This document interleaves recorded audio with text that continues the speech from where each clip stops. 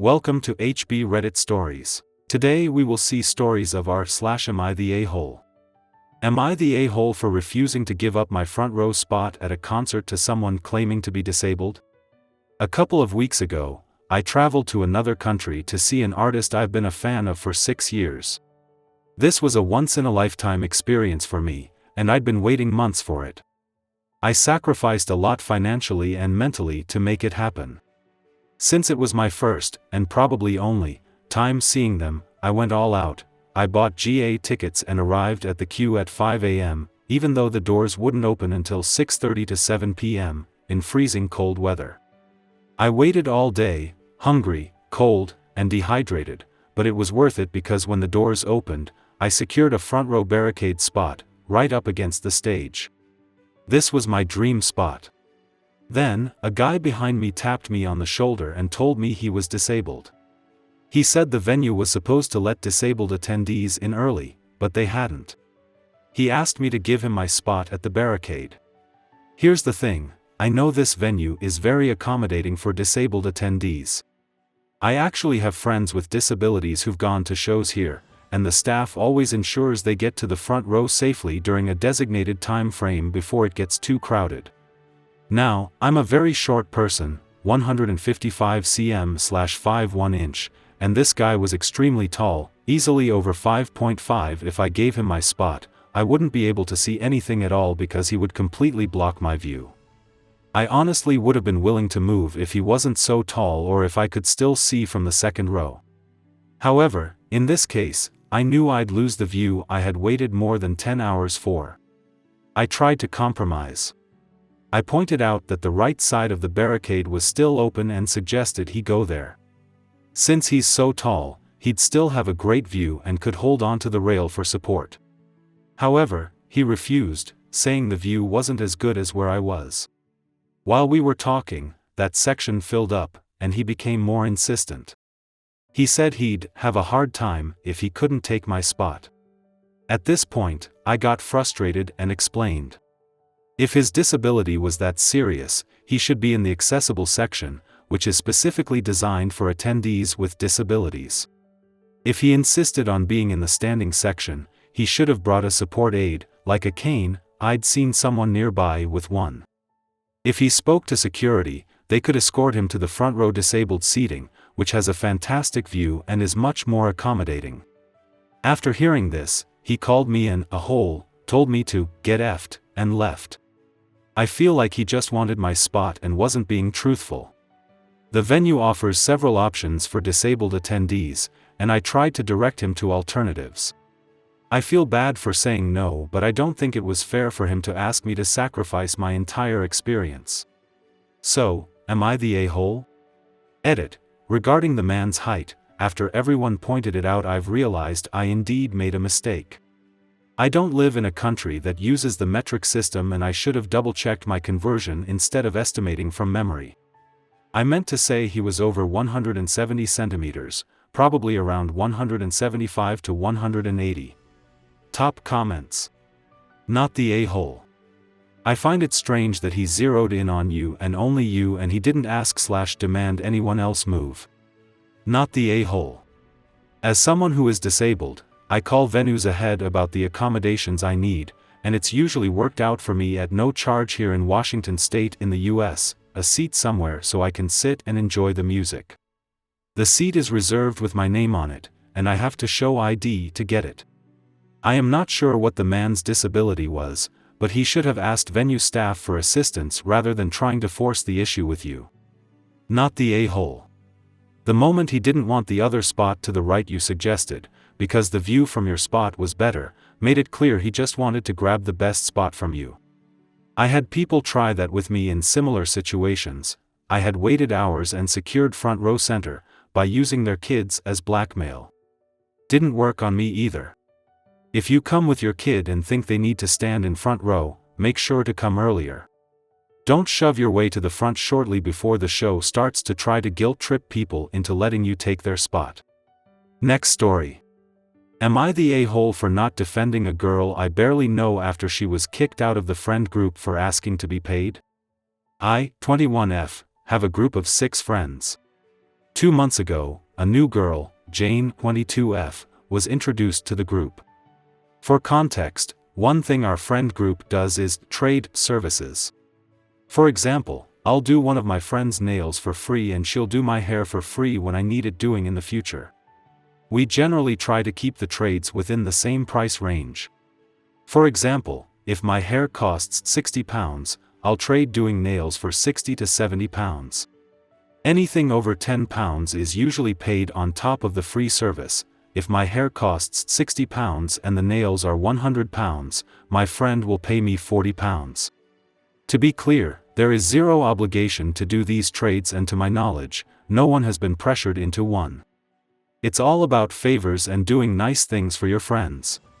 Anyways, Jane joins the group 2-ish months ago and immediately starts asking about my nails. At one point, she says she can't afford to get hers done right now, so I asked her if she wanted to do a trade. Jane makes her own t-shirts/clothing/accessories. The nails I ended up doing on her cost £160. When it was my turn to pick clothes/accessories, I ended up leaving with about £70 worth. I told her not to worry about paying me back with the £90. All in all, I thought it was a good experience and I got to talk to Jane one-on-one. It was fun. Until Wednesday, the 11th of December. I get a text from Jane apologizing and saying she realized she can't afford to just give away £70 worth of her stuff and she needs me to pay her ASAP or she needs the stuff back. At first, I'm really confused because I could not have been more clear about how the trades work and I never forced her into one. I apologized back to her but said I didn't have some of the smaller items as I planned to gift them to my sister for her birthday. Jane then kept telling me to just pay her back. I said I would when I get paid from my job. The issue then became her texting. She went to our group chat to complain about me not paying her for the clothes she gave me. She ended up letting it slip it was a trade and everyone told her she can't back out of a deal weeks after it happened. She ended up taking to TikTok to complain about how I stole from her and am refusing to pay her back. In response, she was kicked out of the friend group. However, now the group is split. Half say I should have just paid her as she does seem to be genuinely struggling, while the other half say I am under no obligation to pay her due to the agreed terms of the trade. The first group think I'm kind of an a-hole and Jane definitely thinks I am, so am I the a-hole? Top comments. From what I understand, she provided you with 70 of goods and you provided her with a 160 nail set. So she owes you 70 if anything. Am I reading this post wrong? OP replies. No, you read it right. Her logic though is that she realized she can't afford to not be paid for the £70 worth of stuff I took. So even though she technically owes me, I'm better off than her. If that makes any sense. Not the a-hole. Tell her that when she pays you for her nails, you will then pay her for the products you got off her. Not the a-hole. From the beginning you made the terms of the trade in your group clear. The girl agreed to it. It's not your responsibility to anticipate that she would regret it or manage her finances. In which case shouldn't you ask her for the money for the nails? You already let her off the hook for £90 worth of work. That's not stealing, that's you being kind. Instead of discussing her financial struggles in private like an adult or negotiating, she decided to take it to a group chat and her TikTok. That's manipulative. Your group works on mutual respect and trust for these trades. Her backtracking undermines that dynamic, which isn't fair. That said, the kindest thing to do would have been to return her things once you realized she was struggling, but you're not obligated to do it. She enjoyed the benefits of the trade and only changed tune when it was convenient for her. Your friends sliding with her probably feel bad for her, but that doesn't make you wrong in any way. The kicking out if the group was because of the public meltdown rather than the trade. She messed up by making a huge mess rather than addressing it the right way. You didn't steal, you followed the agreed terms, and the girl caused her own problems trying to rewrite the rules after the fact. Next story. Am I the a-hole for not eating a Thanksgiving dish I suspect it was made last year? Long-time lurker, first-time poster, but I'm so baffled about this situation I need a non-biased perspective. My husband and I, 30-ish, have a quite large family, his parents, his 2 siblings plus spouses and kids, my divorced parents and their new spouses, plus my siblings and their spouses and kids. All together we are well over 20 people, so family gatherings can be overwhelming for the person hosting. And yes, my divorced parents and their new spouses get along fine and there's no drama. Last night we celebrated Thanksgiving, and as a family tradition everyone brings a dish. Usually we communicate with each other so that way everyone is making different types of food. My sister-in-law, wife of my brother, said that she was going to bring her mom's famous sweet potato casserole. I thought it was very nice of her since her mom passed away this year and she was honoring her memory by making her recipe. However, once I saw her dish I truly think she brought last year's leftovers. Instead of big pan, she brought several small and medium containers of sweet potato casserole. Although it did not smell weird, it was very dry and just didn't look like a regular one. I didn't try it and discreetly told my husband my concerns, who also did not try it. Once Thanksgiving was over, my mother called me saying that my sister-in-law was upset because she noticed I didn't try her dish. I told my mother about my fears and she said that I'm just too picky with food and there's no way a frozen casserole could last a year without having mold. I pointed that the several containers could mean she cut the good parts and left the moldy ones. After an awkward silence, we decided to agree to disagree and hang up. I feel bad for my sister-in-law, but I truly could not bring myself to eat something I am not 100% sure is safe. So am I the a-hole? Update to my post. After spending my whole morning reading and answering your comments, I decided to pass by my mother's house and have an in-person talk with her. I read her some of the comments on the original post and she thinks the internet is a strange place. We agreed I can always come and tell her what I think truthfully. She has not talked to anyone else in the family about the yam debacle. We decided to call my brother and ask if we can go to his house and have a talk with him and my sister-in-law. He said to brace ourselves and come with an open mind. When we got there, my sister-in-law started crying uncontrollably and my brother took us to the kitchen, which was a mess. Long story short, they were indeed leftovers, just not a year old. I guess sometime before her passing, sister-in-law and her mom had made several family recipes as a bonding experience. The casserole was one of the staple recipes and my sister-in-law had froze several containers of it. On Thanksgiving week, she thawed some of it and tried to replicate the taste without luck. I guess the pressure of making it for us got the best of her and she got more and more frustrated as the date approached. On Thursday, she finally gave up and decided to just reheat the ones she had frozen. As to why my sister-in-law noticed that I didn't eat her dish, apparently in prior years I had complimented the casserole as, "This is the best one I've ever tried." So this year she was expecting some comment and was sad when I didn't even try it. I apologized and told her I was really sorry that I hurt her feelings. She apologized for singling me out. We told her to rest and in the meantime my mother and brother we cleaned the kitchen, tidy the house and mom made her a soup, ajiaco, if you know, you know. My mom decided to stay but I left a bit after everything was done and everyone was calm. As a goodwill gesture I'm getting my sister-in-law a mini spa day that I think she will enjoy and help her feel better.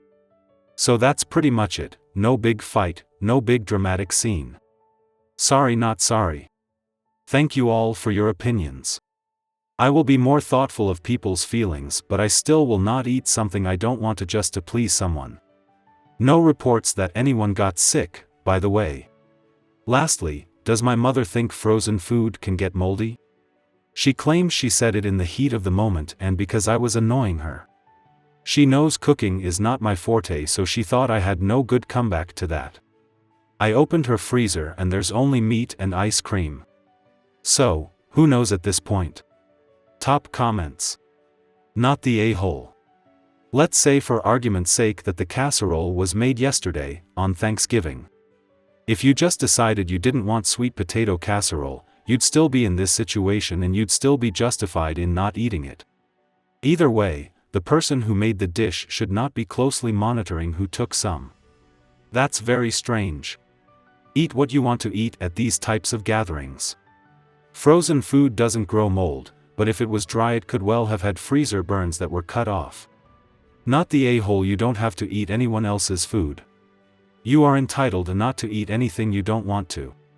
However, I suspect you may have made assumptions and, rather than ask to establish something, you have spread within the group. Even one person is spreading it and runs the risk of it being overheard and/or getting back to the person, that it was leftovers that shouldn't be eaten, and as a result managed to deliberately offend someone.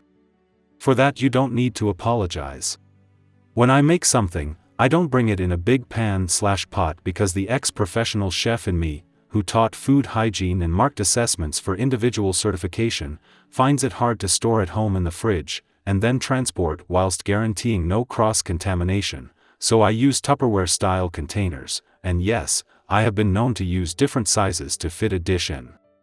I also have Pyrex dishes that are oven-safe that have plastic lids to use when cool that I use instead of my big chef's feed 100 pans. I have trained friends to bring stuff in Tupperware so it can be transported in a cool bag or box. Here in the UK, potluck-style dinners are rarer, thank God, as bring a dish tends to result in food poisoning, especially in hot summers. Sweet potato casserole is more like a baked potato pie. It's not a wet casserole. It can look dry. But even if it looked over dry, it could have just been overcooked. Even if it was frozen, it's fine as long as it was stored properly. You're not the a-hole for not eating something, no one can force you to do that. You're kinda rude for spreading rumors based off of weird assumptions. Frozen food doesn't go moldy. It's preserved as long as it's frozen. Once it's defrosted, normal food safe rules apply. You have no idea if it was leftovers. Even if it was, there's nothing wrong with leftovers. Isn't this weird American holiday all about leftovers? If you wholly believe that eating frozen leftovers is unsafe, you're an idiot, but this situation doesn't make you the a-hole. Next story. Am I the a-hole for telling a child no? Recently at a school event, the teacher asked if the parent group I'm a part of could provide cookies and cocoa. I thought it might be nice to also provide things to add to the cocoa, in this case marshmallows, whipped cream, and sprinkles. I had a child tell me that she doesn't drink cocoa and asked for just a cup of whipped cream. Note she and her friends were the first in line. As she ate the chocolate chip cookies, I'm fairly certain it wasn't an allergy to chocolate, just a preference to not drink cocoa. As soon as she asked, the 5 other kids wanted to have just a cup of the whipped cream too. So I could see where this would end up. So I told her no, that I was sorry, I only had a limited supply of the whipped cream, and if I told her yes I'd have to let everyone do it too, and the people behind her in line wouldn't have the cream to add to their cocoa. I offered her a cup to grab some water, but she stomped away mad. 5 minutes later, her mom came up and asked for a cup of whipped cream, and there was another immediate chorus of people wanting cups of whipped cream too. So I explained again about the whipping cream and the people in line, and mom stomped away mad. A teacher who was attending the event with her child and not connected to the class or parent group, only had a child in the class, came up and asked, with the predictable round of "me too." I again explained, as there is still a line out the door and down the hall, and only having a certain amount of whipped cream available, if I say yes to this child, I'll have to let everyone get cups of cream too, so I was sorry, but the answer is no. When this unconnected teacher caught me with my back turned, she took the whipped cream anyway and gave it to the child. Which started an avalanche of folks wanting the same thing. So I kept having to say no, sorry, no for the next 45 minutes until everyone had made it through the line. I will say that we didn't end up running out, but the last person to use it got the very last bit out of the last can. So am I the a-hole for saying no, and for being mad at that person doing it anyway? Top comments. Not the a-hole, but this would turn me off from ever volunteering for this stuff in the future. OP replies. Out of about 100 kids in 2 classes, I'm the only parent that routinely shoes up to help with this sort of thing. So yeah, not gonna be a patty of this patent group again next year. The teacher who asked you to just bring cocoa, but not things to add to it, probably saw this coming a mile away. OP replies. You probably correct, and I will never again go above and beyond. Not the a-hole. As a room mom for many years and countless headaches, welcome to volunteering at a school. Hang in there. You will learn from each experience, and the teachers really do appreciate the help, despite the bad behavior of the one in this story. OP replies. If it had just been kids, I think it would have been okay. The headaches are caused by the parents. I hope you guys like this video. If you did, make sure like, comment, share and subscribe the channel HB Reddit Stories.